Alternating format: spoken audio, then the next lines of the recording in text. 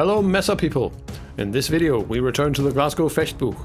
One question that came up in response to our previous video was this: could you do it again please, but quicker? So we did. We spent an evening doing the first two items over and over, and this made us wonder, when is a technique really good enough? How badly can you mess up a technique and still make it work? Stick around as we attempt to find out. Also, stick around for a bonus at the end. But first, a quick reminder.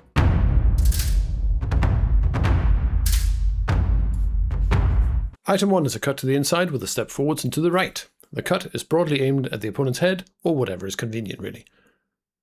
Item 2 is a cut to the outside with a triangle step. Again, we cut the attacker's head, or whatever is convenient.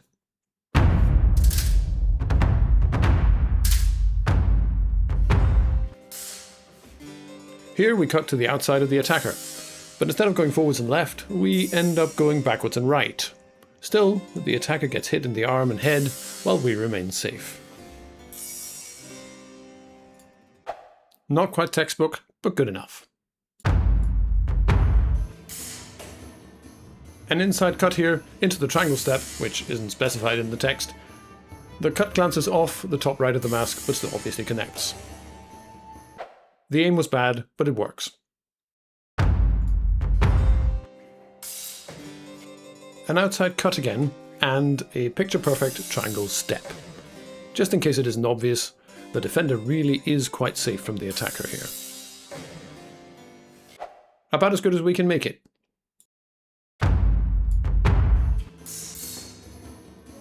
The cut to the outside catches the attacker's blade, but it slips off, and the defender might need some jacket repairs as a result.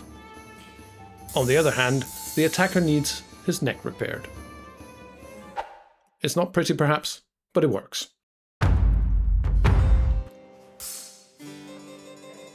This is a cut to the inside, but it doesn't beat the attacker's blade away and gets caught in the bind.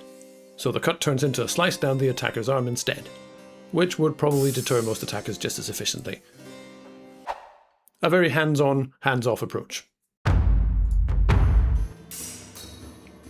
Finally, we have another inside cut, once again with the triangle step that isn't specified in the text. This time, the cut lands right on the attacker's nose. Again, just about as good as we can make it.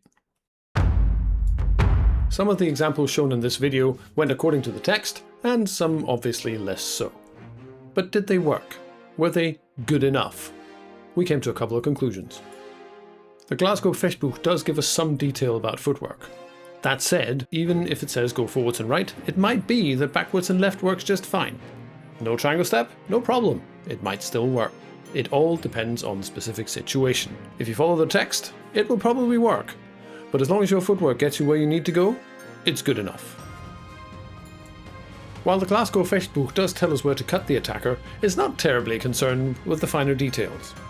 Again, if you follow the text, it will probably work just fine. But you may end up in a situation where the intended cut may not be convenient, easy, or even possible to make.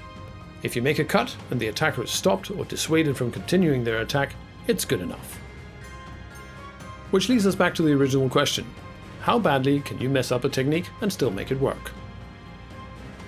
Our current answer is, you can really deviate quite a lot from the technique as written and still get a working result. Of course, you need to have your fundamentals in order. Nothing is going to save you if you trip yourself up and fall over. And with that, time for a few gratuitous examples of messering. Only this time, we decided to do it extra slowly, by which I mean in slow motion.